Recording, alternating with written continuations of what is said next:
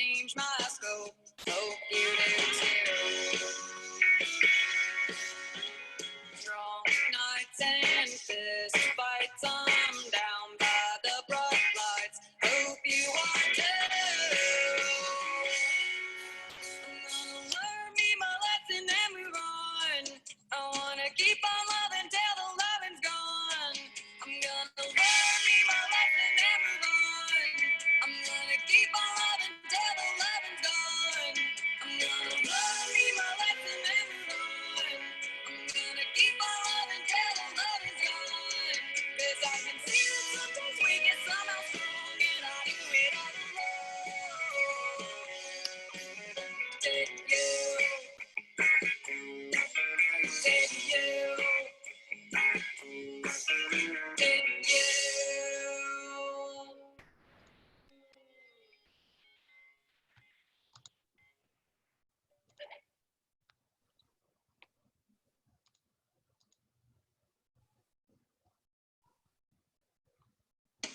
Heartaches on long breaks, I learn from my mistakes.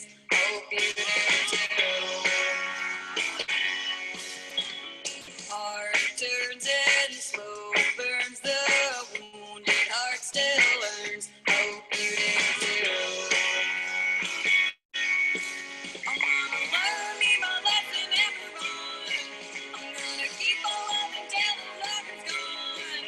'Cause I can see that sometimes we get somehow strong, and I do it all alone. Did you?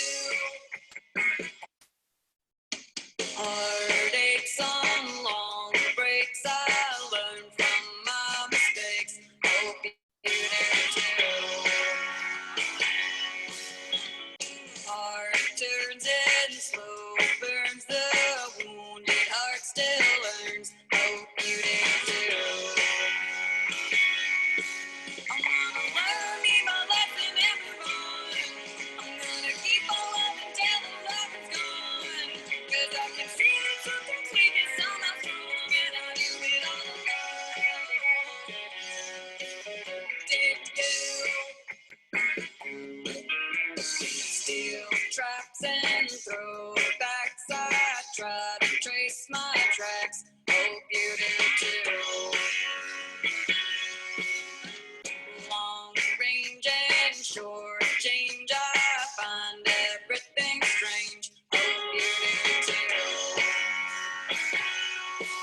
I'm gonna learn me my lesson and move on.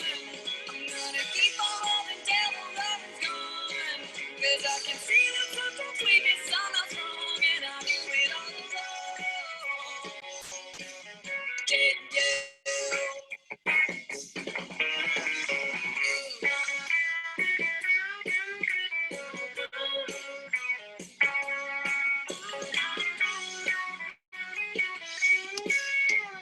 High hopes and short ropes, I try to change my scope. Hope you do too. Strong nights and fist fights, I'm down by the bright lights. Hope you are too. I'm gonna learn me my lesson and move on. I wanna keep on loving till the loving's gone. I'm gonna learn me my lesson and move on. I'm gonna keep on loving till the loving's gone. I'm gonna learn me my lesson and move on. I'm gonna keep on loving till the loving's gone. 'Cause I can see that sometimes we get somehow strong, and I do it all alone. Did you? Did you? Did you?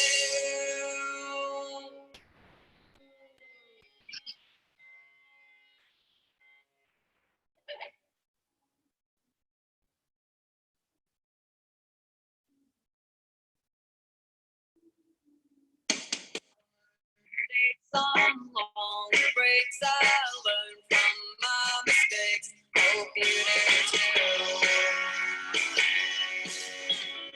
Hard turns and slow burns, the wounded heart still learns. Hope you do too.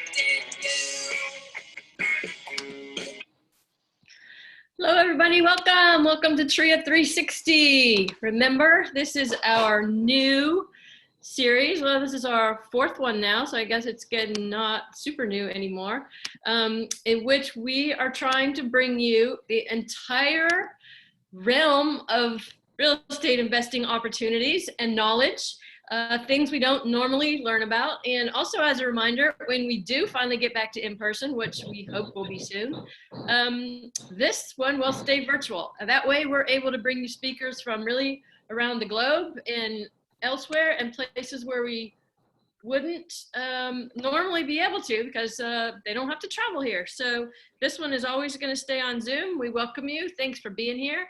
I mentioned in-person networking. We are in touch with all of our venues every month, and so far none of them have agreed to let us go back in person, with the possible exception of Fayetteville. So if any of you are from down that way, you guys might be back in person soon. Otherwise, it's still a no-go. We have some substitutes for that. One of them is that if you want to do a networking or who's got what here tonight, send us a message in the chat right now. We'll unmute you and let you do a quick who's got what. If you have something you need, something you're looking for, a contractor or anything, or something you have to sell, we'll run through those real quick. And other than that, as you have seen on most of these meetings, we are members can make a member spotlight. We didn't show any tonight and tomorrow night. We need to pop some new ones in there. We rotate them back before between meetings, and we probably need some new blood. But those member spotlights are really a great way for you to just say, hey, TREIA, here's who I am, here's what I do, here's what I'm looking for. It's a really good way to let members get to know you, so that when we're back in person, you know, if you're a newer member especially, although any member is welcome to do one, when we get back in person, people will go, hey, I remember you, you know, you're James Clark, I saw your member spotlight. So please send us a message in the chat, or send us an email to treiaprojects@gmail.com, and we'll let you know how to do that. And another really important thing is to turn your cameras on, everybody, because if we, you know, can't see you when we do get back in person, you know, we aren't going to know you, even though you might have gotten involved and been to every meeting. We will not recognize your face. So it's really more important than you might realize to let us see you. And then finally, the other way we're networking these days is on our Facebook networking page, Triangle Real Estate Investor Association Networking Group on Facebook. That is really active every day, and there's a lot of deals going on there and a lot of information being exchanged. So get involved in that. We'd love to see you at any of those places. And if you have any other ideas, let us know. We are all about being open to new things, especially as we figure our way through this pandemic situation. So that's all the announcements that I have. Leslie is really quickly going to tell you what's upcoming, and Jackie has a few words for you, and then we'll introduce Stacy. Our topic tonight is super exciting, buying self-storage. We've had one of our members, I don't know if she's on tonight, Stacy Hagan, told us a couple meetings ago that she had a friend who worked with Stacy and immediately was able to buy a self-storage unit that was super profitable, and just couldn't say enough good things about her. So I'm super excited about it. Leslie, what do you got coming up?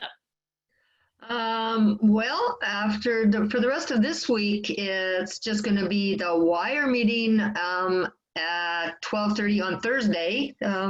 It's the one of the two that we do have during the day. So y'all are just hanging out. Check it out. But this week is mostly for the gals, women power, and what makes women basically really, really good at real estate investing. And that's going to be presented by our own Cheryl Gleason. You all know Cheryl from the Fayetteville. She's the leader of the Fayetteville meeting. And so she's going to come on and she's going to tell us women how we can just get our game on with this kind of stuff. Guys, if you want to learn something, you might want to check it out. And other than that, next week, because we have 5 weeks in September, next week we have no meeting scheduled.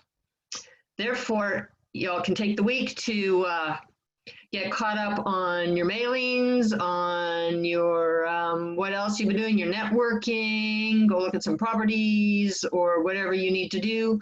But next week is a free week, and then we will be starting up again on the first Tuesday of October, which is the 6th, I do believe, and that'll be TREIA South. So once we get rolling again for October, as Kathy said, our venues right now, they're still not wanting to give us any meeting space for in-person meetings. So we're going to keep it on Zoom as long as we have to.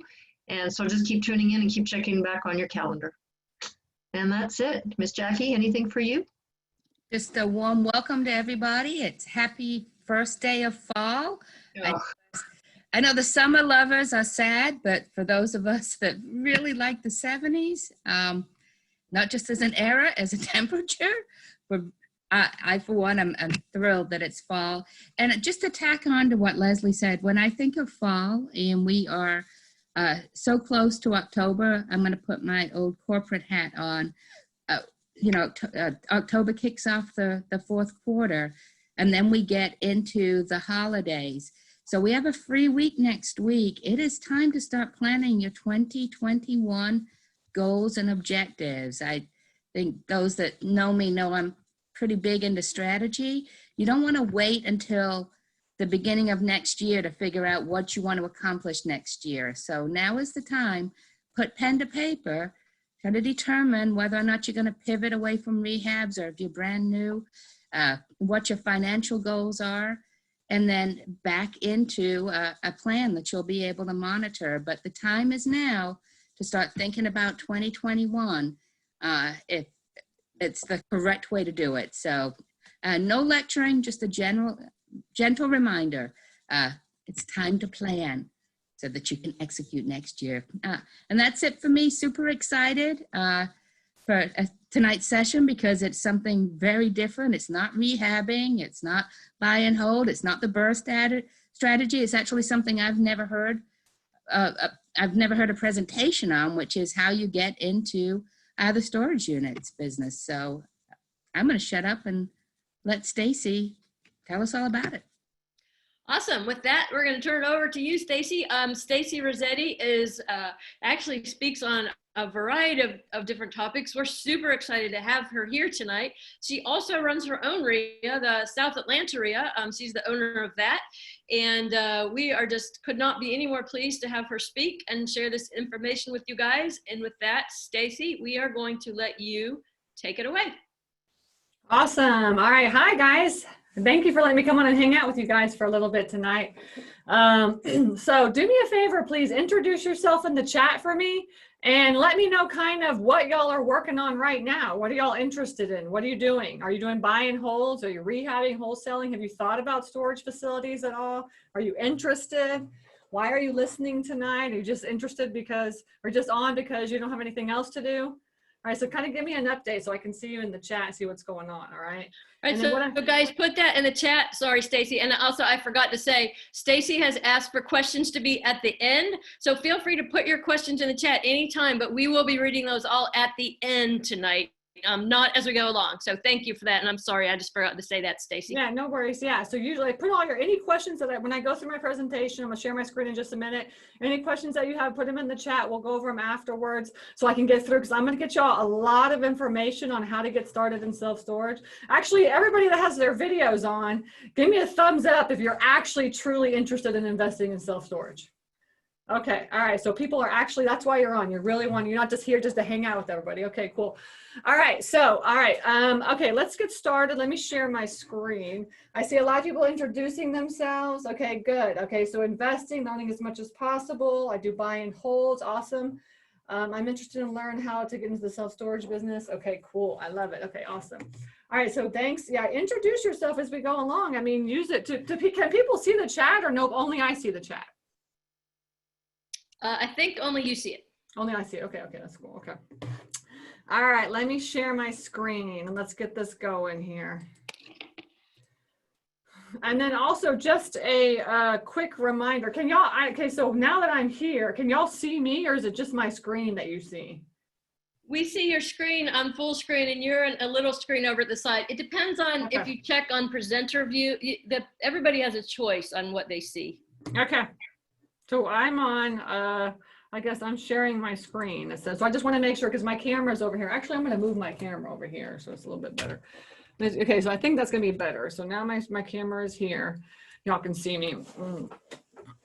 Hopefully. Okay, so all right, so you can see this is my this is one of my storage facilities. This picture of the storage facility that you see, this was an abandoned storage facility. Okay, this is a storage facility that had been sitting for years and years and years, and the owners just did not want it. There are abandoned storage facilities out there, and we will get into how you can find those as well tonight. And this is my daughter. Her name is Lillian. And the name of our storage facilities are actually Miss Lillian's Self-Storage. And she doesn't know this, but every single storage facility that we have, we've bought for her to give to her, right? That's creating a legacy, isn't it? So let's go ahead and get started here. And as I go through, I'll slowly introduce myself. But what I want is y'all to get ready to have a lot of notes, because I'm literally going to just take you step by step on how to get into self-storage investing. Okay, let's see if I can figure this out. Okay, so first, why invest in self-storage? Okay, so just so you guys know, I mean, we're going into a downturn. Everybody knows that, or we're in a downturn, if you want to say that. We don't know where we're at. We're somewhere, right? But essentially, it's always prevalent that people are more interested in self-storage investing in the downturn. Why? Because it's a buy and hold, right? But the truth of the matter is that historically, self-storage investing is really what we call recession resistant, or not recession proof. You can't say recession proof, right? But you can say recession resistant. What that means that in a good time, self-storage is doing great, but also in the bad time, self-storage is doing great, right? Because there's so many different reasons why people have to move in and out of self-storage facilities. You have to utilize them, right? So maybe in an upturn, you have to, an upturn, maybe you're moving from from one company to the other, and you've got to put your stuff in, or maybe, you're trying to remodel your house, and so you're taking everything out and putting everything in, and there's really a lot of different reasons for people to move into self-storage units, or even get bigger self-storage. They get bigger and bigger and more expensive self-storage units as it goes on, right? And it's because people are doing well and they're buying stuff, right? You're just buying a lot of stuff. And then in the downturn, of course, the things change, right? So people aren't buying a lot of stuff. Instead they're downsizing, and they're moving to small, from a bigger unit to a smaller unit, or they're moving from, a bigger house to a smaller house. So there's really a lot of reasons why self-storage investing is considered recession resistant, right? Recession resistant. And so let's get into how COVID was affected with self-storage investing, right? And I want to kind of show you what went on over the past couple of months. It's pretty interesting in the self-storage world, right?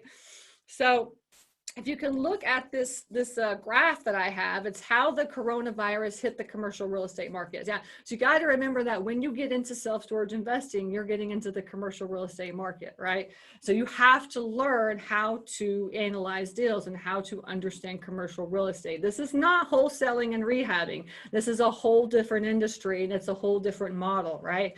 But the great thing about it is that, as you can see, this stuff, the areas that got hit the worst, right? We're senior housing, skilled nursing, well, look, lodging, gaming. And the question's going to be, actually, over the course of the next couple of years, what is going to happen to the commercial real estate market, right? Especially with coronavirus. We know that a lot of retail spaces were already doing bad. What's going to happen now? Essentially, what is happening to all the commercial real estate, all the offices and stuff? I mean, they're just really struggling right now. People don't need offices. We're all virtual, right? But of course, self-storage is all the way at the bottom of the list.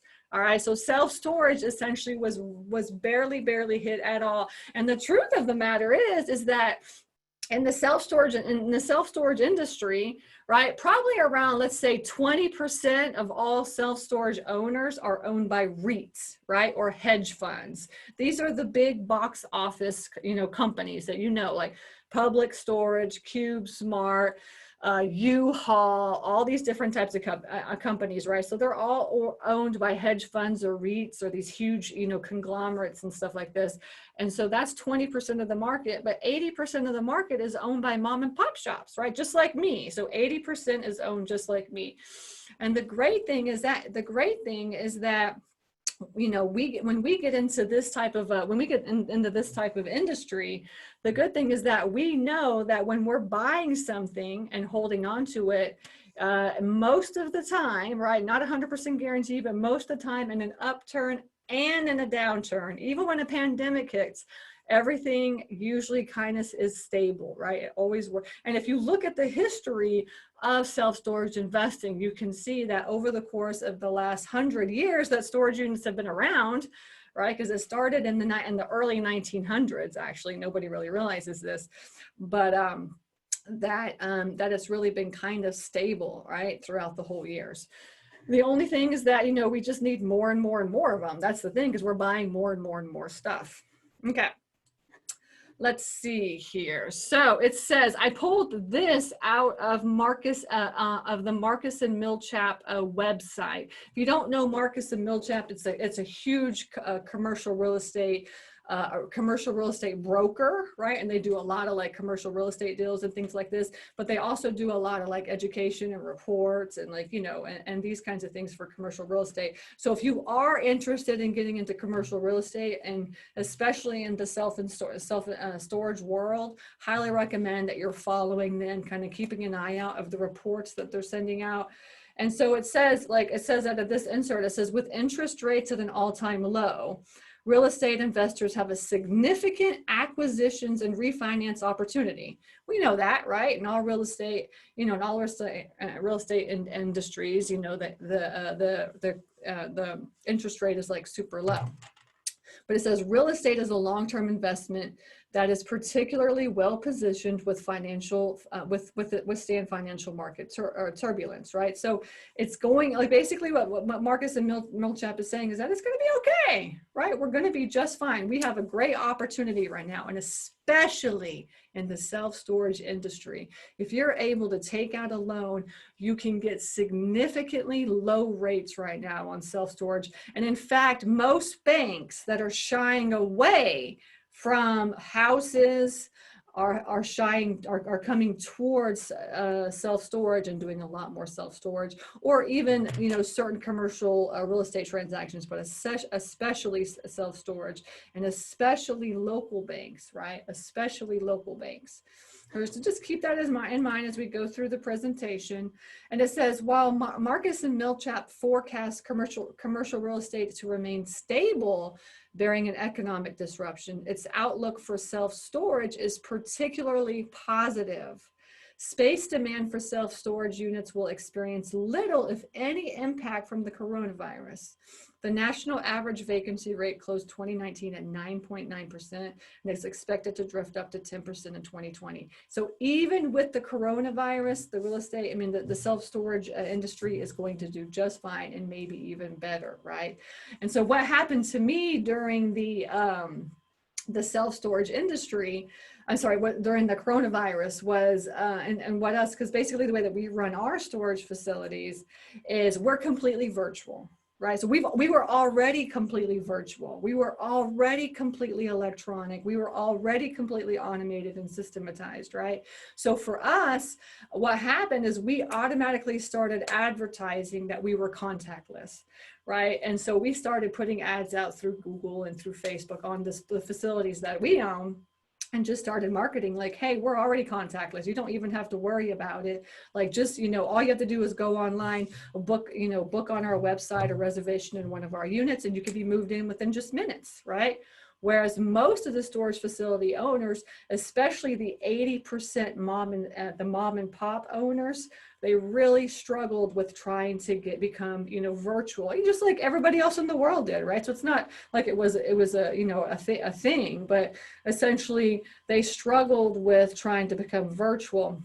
And especially the big places, because, you know, when you go into a storage facility, you're thinking, I got to go in, I've got to sign the contract, I got to pick my unit, you know, I got to go put my lock on it, you know, and all the kinds of stuff that you usually do. Well, for us personally, when we run our storage facilities, we have not met any of our tenants in almost 5 years. We've been contactless for 5 years. Right. So for us, we started to do that advertising, and immediately you would see people from like storage facility units that were paying, you know, people that were paying like $200 a month move into ours, which we cater to anywhere from $50 to $125 a month. And so the kind of the larger facilities, the bigger facilities, they're the ones that really truly struggled during the coronavirus, just because you had to go into the facilities and you had to, you know, make sure you got your contract signed and things like that, right? So one thing that I always stress, if you do get into the self-storage industry, you want to make sure that you run your business completely virtual and electronic, right? You want to be able to run your business so that it's truly passive. If we're going to buy something that we want as passive income and we want to build passive wealth, well, then make it passive income, right? And all of the storage facilities that I've ever bought, guess what? It's not passive income to them. It's a business, right? Also, it's somebody that gets up every day and goes and works in their storage facility and runs it as if it's a business, right? So what we do is we run it truly as if it's passive income. And in fact, we can run our storage facilities anywhere in the world, right? And that's what we basically teach, is run it so that you can run your facilities anywhere in the world. And that is the most exciting part about storage investing. And in fact, the truth of the matter is over the past 4 months, my husband, myself, and my daughter, who may or may not run in at any time, just so y'all know, she's 4, we were actually on vacation. We took a vacation from May 1st to August 31st, a 4-month vacation. And we traveled around the United States and did 16 national parks in 16 weeks, right? So while everybody was at home scared and staying home and you know, trying to figure out what they're doing and their next steps, we took a vacation and spent family time for 4 months. And in fact, all of our storage facilities continue to run. We got tenants moving in, moving out, doing all the stuff that we need to do. And we were out in all the vacation. I mean, we were out in all the national parks just hanging out and having some family time. That is truly passive income. And that's what you can do with self-storage investing. Pretty exciting, huh? Okay, so I wanted to put this link up for you too. There is an international association called the ISS, right? Inside Self-Storage. Highly recommend that you kind of follow them around, and you can get a whole, they have conferences and all kinds of stuff. So if you want to, you know, learn how to invest in self-storage, this would be the place for you to go, right? At the ISS.com or InsideSelfStorage.com. And then they have a whole section just on the coronavirus. And they have literally like reports coming out every day or two on like how the self-storage industry is being affected by the market and what we as owners should be doing to preparing for the next couple of years. Okay. All right, this picture here, this is another abandoned storage facility, right? So I'm telling you, abandoned storage facilities are everywhere, right? You have to just start looking for them, right? Because the truth of the matter is, this was hiding, and this was like basically in a forest. Like you could not, like driving down the street, you could not see this, right? Unless you are like, you know, unless you know what you're looking for, like I do, right? But essentially, abandoned storage facilities are everywhere, right? And what I teach, I focus on $1 million or less on all my storage facilities.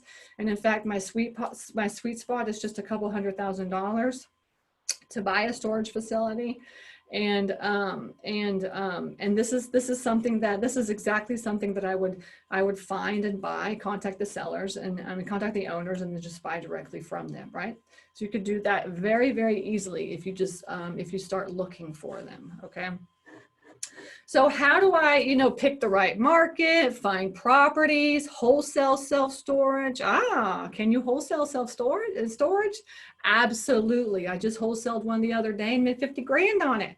Right, that's a good thing about commercial real estate too. You don't make $5,000 or $10,000 on a deal, right? You can make way more on a commercial real estate deal, which is totally awesome, and I love that as well. So create an LLC. So all the typical questions we're going to start getting ready for, get all the notes for, so that you can get going. Let's have some fun real fast. I have a quiz for everybody, and I don't know how to even see that, but we'll try to figure out what it is. So here's a question for you.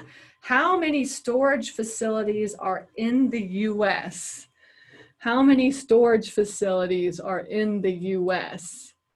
Right, let's see if anybody can figure that out. Put in the chat, put it in the chat and give me some answers. Okay. So somebody said 25,000. What else? Give me some suggestions. 16,500. All right, 48,500. 15,000. Good. Okay, good. At least we're getting some close numbers. That's good. 1.5 million. Yeah, that's like really high. Yeah. So 12,500. Yeah. So I wish there was 1.5 million facilities. Got a 45,500 here from James Clark, 100,000 from Daval Amin, a 50,000. Good. Okay, let's see what the answer is. Oh, 240,000. Okay, good. The United States has upwards of 50,000 storage facilities, more than 5 times the number of Starbucks. So we have about 50,000. So I saw 48,500. It's probably right around there, anywhere from maybe 48,000 to 60,000. Who knows, but it's around like 50,000. Okay. So actually that's honestly really not a lot of storage facilities, I don't think, so, but there's a lot of improvement as well, but only 50,000. Okay. Here's another question. Let's do another one. This is fun, isn't it? What is the average number of items that are in an American home? What's the average number of items? What do you think? If you could think, how many items do you have in your house right now? Right? How many items? Right? 100, 1,000, 1,000,000?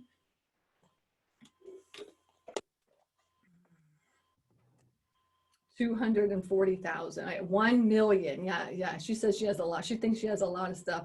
1,200. Yeah. 1,200 would probably be like in one room. Unless you're a minimalist, and then that would be a good number. Are you a minimalist?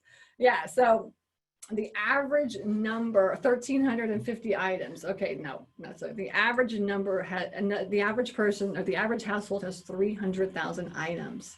300,000 items. I mean, you guys know the story, right? I mean, we consume. The United States does nothing but consume, right? We just buy and buy and buy. Look, I have an addiction to Amazon. I'm not going to deny it. I do, right? But the truth of the matter is that we have so much stuff that we put it into our garage and fill that up. And then after we fill it up, we go out and get a storage unit and we fill that up, right? So we got a lot of stuff. We just like to consume in America. The truth is that's just how we are, right?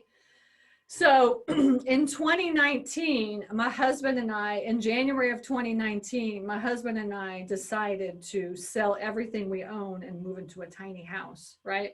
And really one of the main reasons that we did that was because we see how much stuff people have. When you start owning storage facilities, you just see how much stuff people have, right?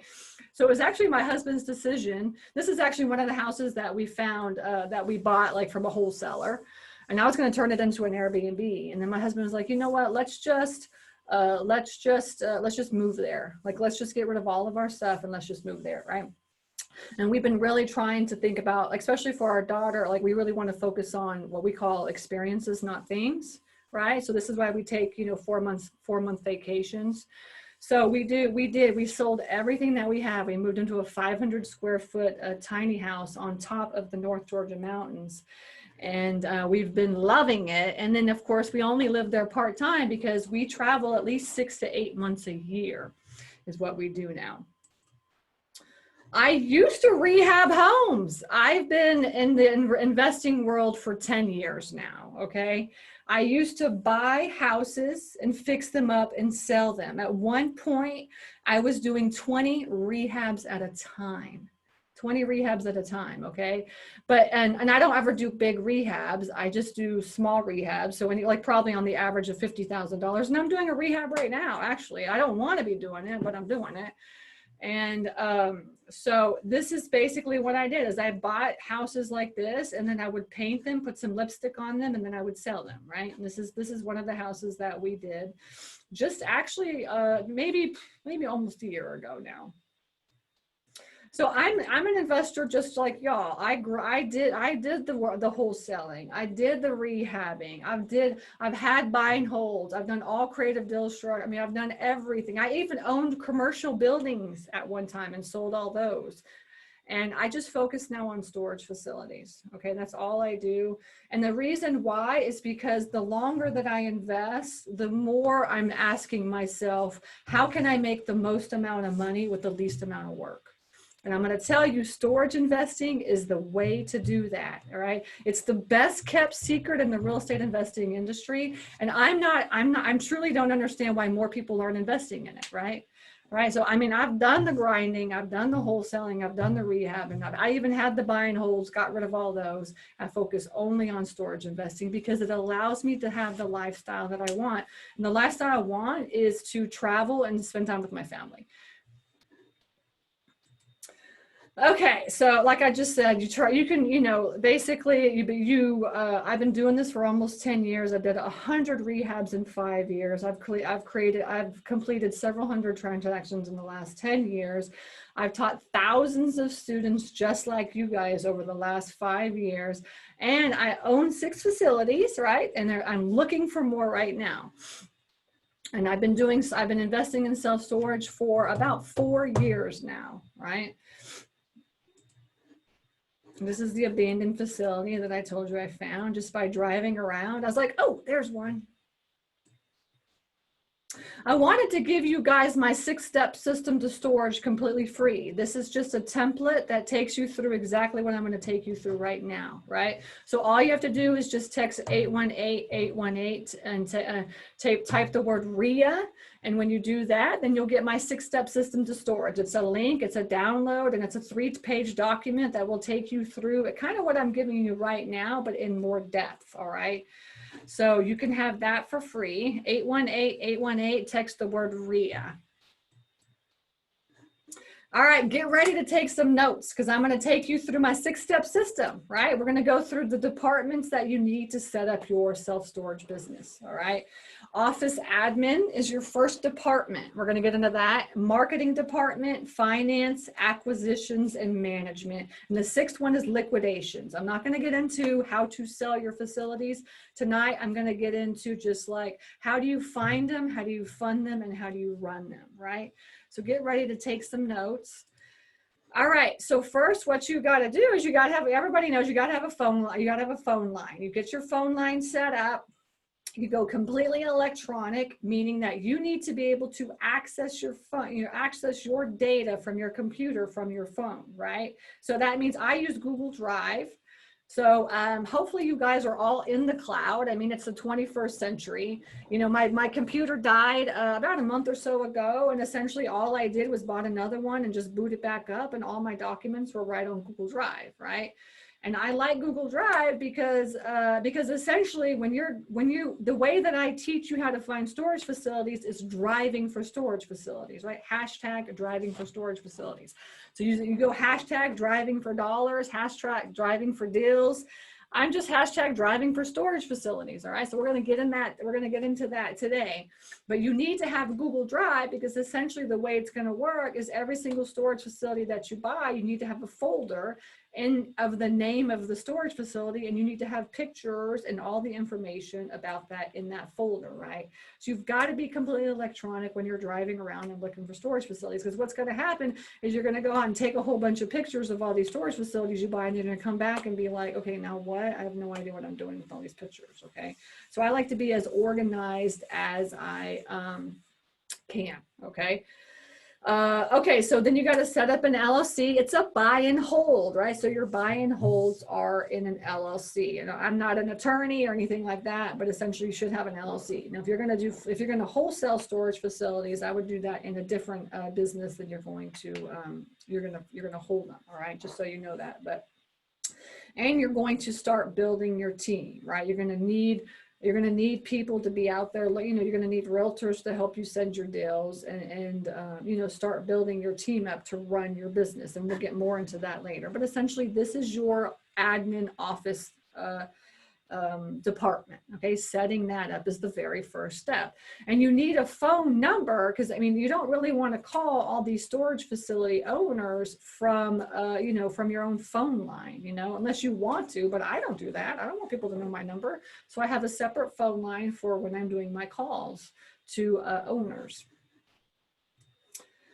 You've got to now you've got to work on your marketing department, right? So the best part about marketing, about getting out and looking for storage facilities, at least the way that I do it, is that there is no marketing budget except for time and gas, right? Because I drive for storage facilities, what I do.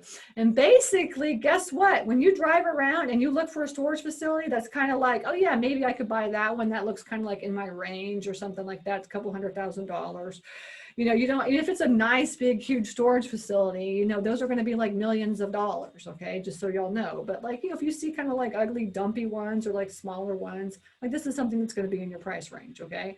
But the best part is that most of the storage facilities that you drive by, guess what? The phone number is right on the sign. You don't have to do any skip tracing or anything like that. All you have to do is call up the storage facility and just see if they want to sell. That's all I do. That's my marketing budget right there. I call storage facility owners up and just ask them if they want to sell. All right. And what you can do is you can also go right onto Google Maps as well too and just look up storage facilities in your area. And then you can just call the numbers right there as well too, because they're all on Google Maps, except for the ones that are not on Google Maps, right? And those are what I call the hidden market, right? Because to get on Google Maps is actually pretty difficult, honestly. If anybody's ever tried to get on Google Maps before, it's quite difficult. And especially if you're like 60, 70, 80 years old and you don't even have a website for your, you know, for storage facility. And, you know, you don't, you know, you're just not a computer person. Like, of course you're not going to be online. And in fact, every storage facility I've ever bought, they're not online at all. All right. And all the ones that my students buy as well too, they're not online. Okay. Because this is why we find the hidden market, right? And you can go on to Google Maps and you can look up storage facilities and you can kind of see if there is some maybe that are in the price range that you're looking for. But, you know, most of the times the one that you're going to buy are going to be not on Google Maps. But what I do is I use Google Maps to be like a kind of a, you know, just like a vicinity. Like I said, okay, there's a whole bunch of storage facilities kind of in this area. And wherever you see storage facilities, I can guarantee you there's probably the same amount that are not online. Okay. So it's about a 50-50 split on finding storage facilities. Okay. So that's why I go out and drive for storage facilities, because essentially I want to buy the ones that are not online. Okay. Pretty easy, honestly, no marketing budget at all. Isn't that awesome? Except for you just have to, you know, spend time. It's very time consuming. That's the issue. It's very time consuming to do this. Okay. Acquisitions. All right. So now that you've found a couple of storage facilities, these are the things that you have to do. You have to learn how to do commercial deal analysis. I am not going to get into how to do commercial deal analysis tonight. Okay. Because that is like a whole day's workshop, because you have to learn things like cap rate, ROI, yield, cash on cash return, debt service ratio. I mean, you have to really, truly learn how to run numbers, okay, on a commercial deal. So what I highly recommend is you learn how to run numbers on a commercial deal. If you're interested in self-storage investing, this is what you have to do, okay? And then you have to talk to the owners and, just kind of get a feel for, where they're at. And you have to try to get, like, what you need essentially is, and it really kind of depends on which way, like which kind of a facility that you buy. There are 5 different ways to get into the storage investing world. Okay, 5 different ways. All right, the first one is you can wholesale deals. Right? You can wholesale storage facilities. We already talked about that. So you can wholesale storage facilities. The second one is you can build new, right? You can always just get out there and find some land and go out there and build a storage facility. The third one is you can develop. What does develop mean? Develop means like you can go out and do conversions, or you can you develop, like, those are bigger, like multi-million-dollar facilities, right? To do a conversion is going to cost quite a bit of money, but a lot of people do conversions right now, especially because there's so many buildings out there. The fourth way is that you can buy cash flowing properties, right? These are properties that have a P&L, have a balance sheet, have the 2 or 3 years of tax returns, and the owner of the property is willing to give those over to you, so you can take those to the bank and then you can get a loan on the property. Okay, those are called cash flowing properties, and those are properties that are actually being run properly, right? So they're going to be like 75% or full, right? And the owner's going to be like, yeah, buy this, and then you're going to buy those at like pretty much full price. So the value add is not there. You're just buying a cash flowing property, unless maybe there's some land or something extra, but most of the time there's not a lot of value add to a cash flowing property. And then fifth, you can find mismanaged properties, right? Or abandoned properties, right? And this is what I do. I find mismanaged and abandoned properties. Now, with the mismanaged and abandoned properties, essentially the way that works is that there's no P&L, there's no balance sheet, there's no tax returns. In fact, the owner most of the time is just pocketing the money. So, how are you going to buy those? You have to come up with the money yourself. You have to pay for it yourself. You have to come out of pocket hundreds of thousands of dollars to buy storage facilities, or you have to get a private lender to lend you the money. Okay, because a bank is not going to lend you the money. Now you can hold on to those properties for a couple of years, and then after you get them all up and running and managed properly, you can refi out, and then you can take that money, the private money, and go buy another one, and then refi out and get a bank loan and have even half the rate. But so I buy abandoned storage facilities or mismanaged properties. So that means I'm 100% privately funded on all my deals. And I've been 100% privately funded anyways, because I was a rehabber before, and I just rolled that money from those lenders right over to my storage facilities. And they were all okay with that, right? So that's kind of how I got into the business. And so with the documents, essentially you've got to know, it depends on which 5 of these you're doing, which kind of documents you need, okay? And you got to make offers. Just make an offer and see what everybody says. And all I can say is either yes or no.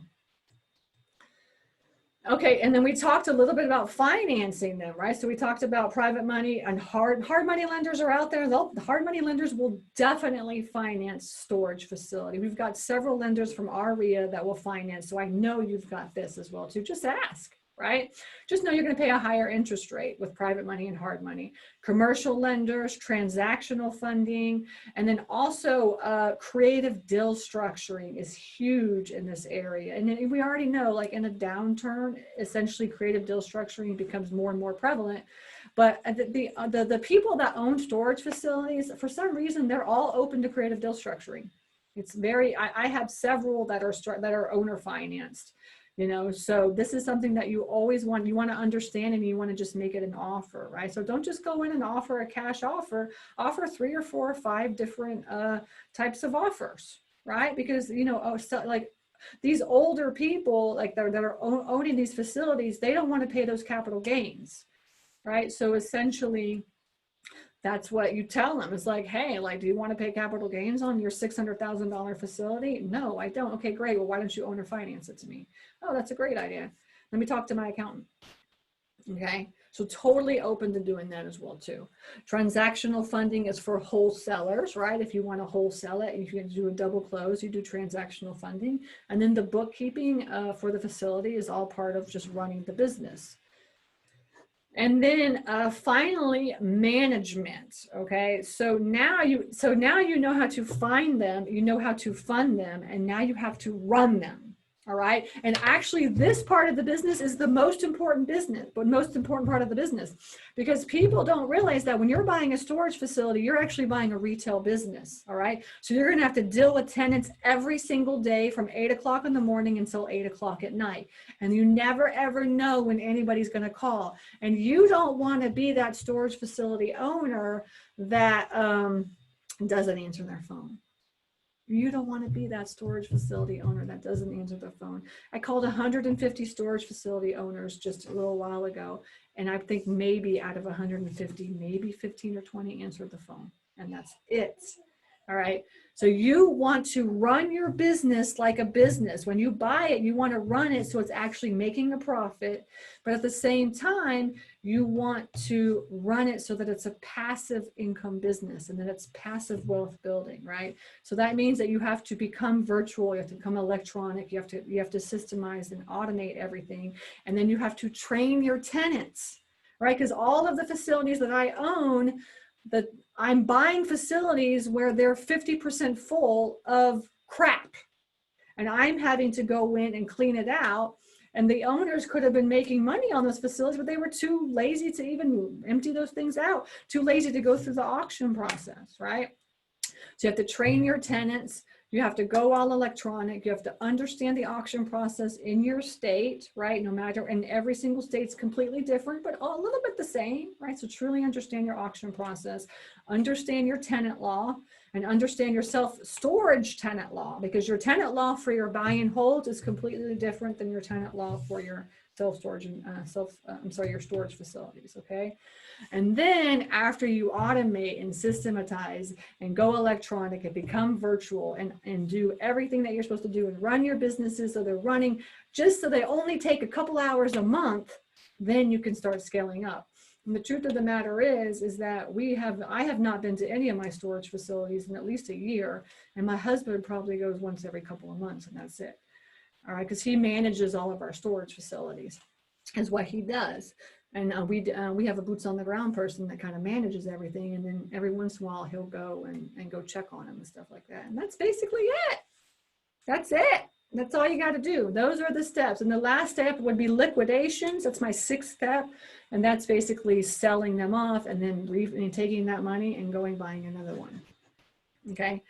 So that is my presentation. Okay, so just so y'all know, now you can ask me any questions that you want, because I know I went through that pretty fast, but I wanted to let y'all know too, and I think it was okay with everybody here, that I do have a $39 course. It's a self-storage jumpstart course. So if you're gung-ho and you really want to learn, it's a 4-hour course that will take you through what I just said, really in depth, and kind of get you started in the self-storage world. Okay, and I also have a lot of free trainings as well too. So if you can't afford $39, all good, just go stacyrossetti.com, click on free trainings, and you can watch all. I have a lot of trainings on every type of real estate transaction out there as well. Okay, and that's basically it. Now let's do some questions. One question so far for you, Stacy, from Dovel. That is for new storage facilities. How do you start once you have the land? How do you finance, and how much does it take to build a storage facility? So, okay, so for new construction, what you got to do is first you got to procure the land. So it really depends on how much your land is, right? You know, that's number one. And then number two, you've got to get a feasibility study, right? And that's going to cost you quite a bit of money depending on how big your acreage is and how big your facility is going to be. So anywhere, let's say $5,000 to $10,000. Then you're going to have to go to the county and get zoning. It depends on what it's zoned, but most likely if you're just buying a piece of property, it's going to be zoned agricultural. So you got to get it zoned to warehouse, light industrial. Most of the time it's light industrial. So make sure you talk to your county or city and figure out what the zoning is going to be for that. And zoning, who knows how long zoning could take. All right, just so you know, it could take anywhere from a couple of months to a couple of years. And it does cost quite a bit of money to get stuff rezoned. So just make sure you have a chunk of change for that. And let's see what else. And then you have to get probably whatever the county wants. Like if they want environmental studies, or they want you to like grade or put pavement. Like I have a student right now where the county, it's either the city or the county, whichever one, is requiring them to put pavement down, right? Because he was just going to do like a gravel road or whatever, you know, and that's like, so they're requiring to do pavement. So that's like increases his whole facility by like $1 gazillion, you know what I'm saying? So that's why I said, find out from the county exactly what their requirements are first, okay? Another question, what is the most cost-effective size, for example, like number of units? So, and then also real fast before I forget, on the new construction, on average, like you want to make sure that you also calculate laying the foundation, and on average, like especially in this area where we're at, it's going to cost probably around $25 a square foot to build. All right, so that's a good round number that I've been seeing around the industry, $25 a square foot. Okay, all right, and then what was the other question? Sorry. That's all right. What is the most cost-effective size, like number of units? Oh. We're just like 10 by 10s and 10 by 20s. That's all we do. 10 by 10s and 10 by 20s. So that's the size of a unit? Oh yeah, that's the size of a unit. The size sorry, of the, yeah, size of the facility. Not like Those number could of be units. anywhere from, I mean, on like you don't want to do like any less than 50 units. Okay, so 50 or higher. And 50 is gonna end up being probably, especially for us in the areas that we're in, probably a couple $100,000. Right, guesstimate. If it's a mismanaged facility, maybe a couple $100,000, and if it's running great, it's going to be like, you know, maybe double that. Okay, and then it goes up from there. So I would say start at 50 and go up. It's harder to make any money on the smaller facilities, and a lot of people do it, but you know, it's a hobby. It's not a business. Said they sort of seems to be that storage unit owners are pretty open to holding some owner financing or creative type things, right? Just ask. You never know. Just ask. Stacy Murray is asking, 1, do you have units in different states? And 2, how can I find private lending? Well, so, okay, so all of mine are in Georgia. We are looking out of Georgia, Tennessee, and Alabama right now. I'm located in Atlanta, in the north of Atlanta, right? So, or all kind of in Georgia, all over Georgia. But let's see, but, you know, but you can go, I mean, essentially you can go wherever. And actually what I say when you try to figure out your market is kind of like, you know, really kind of just look in your market first, wherever you're at, maybe within a 2-hour radius, wherever you're at, like a 2-hour radius. And then if you buy one within a 2-hour radius, then you can kind of figure it out. But the truth of the matter is there are many storage facility owners that, like, I have another good friend that he lives in Pennsylvania, and all of his storage facilities are all in Louisiana, right? Because Pennsylvania is too expensive. You know what I'm saying? So he just comes down to the South, right? So we're in the South, we have kind of an advantage. So, so you could probably find something within like a couple miles, you know, a couple hours radius is what you could do. And then private lending, essentially what I tell people when they're asking how to find private lenders is you cannot be afraid of asking people for money. You know, that's the thing. Sandy, we have a bunch of hard money lenders in TREIA that, so I would just say network, go do a member spotlight and tell them what you're looking for. Go on that Facebook page, all those things we talked about earlier, just get the word out. We have a lot of private lenders in TREIA. Okay, next question from Stephen Ashby. What software do you use to manage your facilities remotely? I use StoreEdge. StoreEdge. There's a lot of different softwares out there, but I use StoreEdge. And it's kind of like, they're all the same. You just have to pick one. So that's all the questions I have. Anyone else have anything? Oh, here comes another one. What insurance is needed in operating storages, and have you experienced any break-ins? That's from Manny. So the insurance is like, on a typical facility is anywhere from $1,000 to $2,000. It's just general liability insurance for like a warehouse. I mean, they're treated as warehouses, I mean, essentially, if you think about it, it's just like metal framing. It's not like anything, not anything big. And then, yeah. So, and then what was the other question? Have you experienced any break-ins? Okay, so actually the funniest thing is like the only facility that we have like a gate and the cameras, we had one break-in. So in the last 4 years, we had one break-in. And this one actually has a gate and cameras. All right. And it was like, I guess some drug addicts got in there and they just kind of went through like as many as they could open and just, cherry picked or whatever. And they ended the cops ended up finding them. But other than that, like we have a couple of facilities that like we just keep the gate open at all times.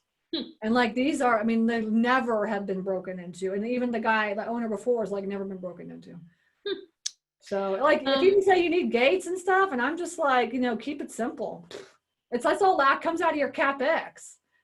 And then that comes out of your money, so I don't really spend the money on that. So Roberto is asking, if I acquire 50 units, what percentage would I need to be occupied to turn a profit? Well, what's your loan going to be? Yeah, so it's all depend on, are you paying that? Like, I would just say, it's all depends on your expenses. So especially in the self-storage world, essentially your expenses are going to come down to what's your taxes, what's your insurance, what's your mortgage. And then essentially those are the three basic, and a lot of storage facility owners, those are the only three that they have, right? And then some of them will have electricity, lawn care, pest control, and then you'll add property management software, and that's it. I mean, there's not a lot of expenses. Now, when you run the DIL analysis, you want to run like based on 30%, 30 to 35%. And the bigger that you get, then the more expenses there are because you'll have overhead and stuff. But essentially the smaller ones, the ones that you can literally just manage with your phone, they are very little expenses. So a question from Helena. How do you handle evictions? And actually, Stacy, before you answer, I'll tell you, my sister is a reality TV producer, and one of the shows she did was Storage Wars. Right. So if y'all have ever seen Storage Wars, that's how evictions get done in storage units. Is they have they sell them off periodically. But Stacy, you can give better details than me. Yeah, so like honestly, the truth of the matter is that like Storage Wars is like way over, like that never happens. Yeah. Never happens. Okay. In fact, she admitted to me one time that sometimes they seeded things in those properties. The people who did every that. time I've ever opened a door for a storage facility and like we have an auction, nobody wants it. Yeah, she said they didn't usually, but there were times when they did do that. We had like one facility, and we don't really have honestly a lot of auctions, but like we did have one facility open it up, and then nobody showed up to bid, and I was like, oh, this is a good one, and I sold the whole unit for $1,000. So that was really one good one. Other than that, everything else is crap, and you won't get anything more than 25 or 50 bucks. And in fact, what happens is going to cost you more to get all that crap out. So the truth of the matter is you do not want to go to auction. You just don't. But Helena, to answer your question more specifically, it's not an eviction. There's a process in North Carolina. Yes. And the statutes that you have to serve certain notice, and then you would do all yours at the same time, and on that day you would have a sale and people would come bid on them. It's an auction. It's an auction process is what it is you have to go through the auction process. Okay. So, and it's really honestly quite tedious, and it's quite a big process to do it. But the thing is what you want to do once you buy and acquire your first facility is just automate it, right? That's what we do. We automate it. Otherwise it just becomes like way too much work. When you say automate it, you mean get like recurring credit card No, as in like the software that you're going to get and use, what you will be able to do, like essentially you will be able to, everything will be automated. The only thing that you won't be able to automate is sending the one letter that's the certified letter, right? But everything Oh, else so will be- automate the notifications and stuff. Like that. process That's what to I do meant. the auction. Got it. Yes, Got it. Oh, exactly. that's awesome. Yes. Harshadre Patel is asking, do you know how the triangle market is for self-storage? Do I know what how the triangle market is? It's awesome. Get out there and go find some storage facilities. Drive on James down and go Clark. call some owners. I guarantee you can get some. James Actually Clark. try. James Clark is asking, how do you market your properties once they are renovated?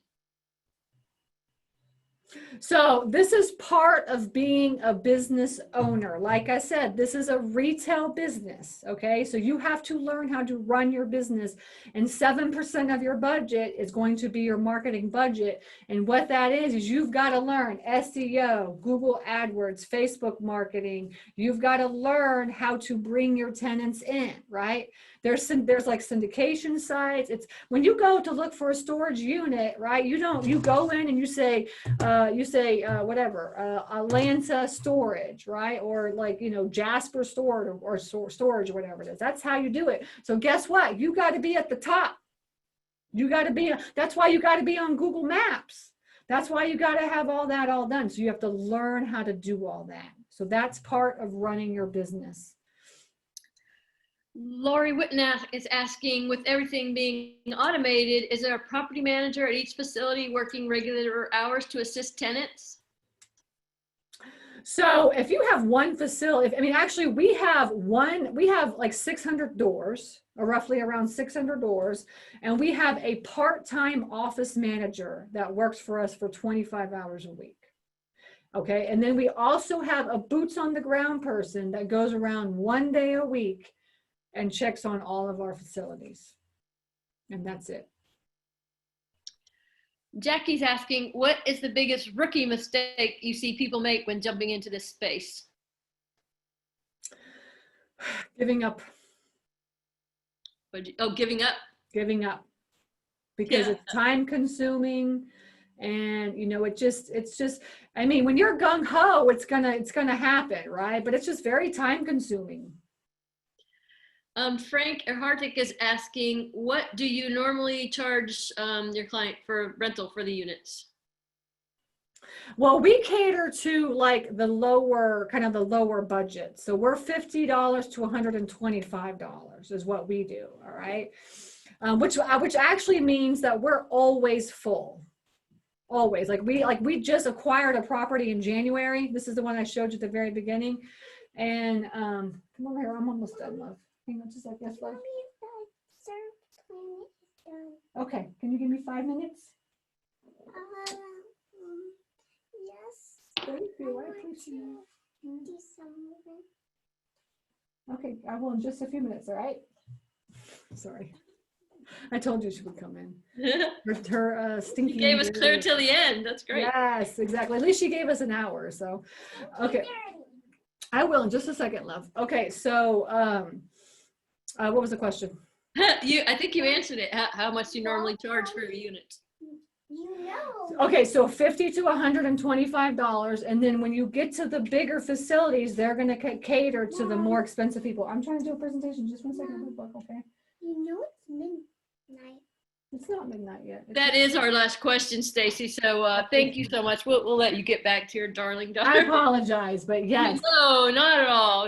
Thank her for lending you to us for an hour, and thank you so much for doing this. We definitely want to look into your other topics and have you back.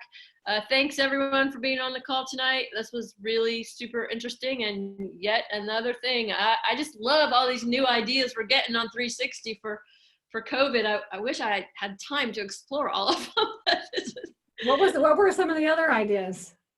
So we've had buying tax liens and doing tax liens what was that called? Yeah, Overages. Overages. Yeah. And we had buying hotel like commercial properties. That was our first one. And so Cool. you're our fourth. I love it. Awesome. I love it. It's been pretty Because cool. there's so many different ways to invest in real estate, but you gotta pick one and focus on that, right? So I'm looking, just my idea for, well, actually, I have a few ideas coming up. One is on buying property in Mexico, and one is on a more advanced Airbnb thing that you don't own. So if you guys have any thoughts on those or other ideas for this 360, let us know. And thank you again, Stacy. A few people are texting to say thank you. Great All right, I presentation. appreciate it. No problem, guys. Okay, take care. Have a good night. Thank you. You too. Bye-bye. Okay, Good bye. night. Thank you. Bye.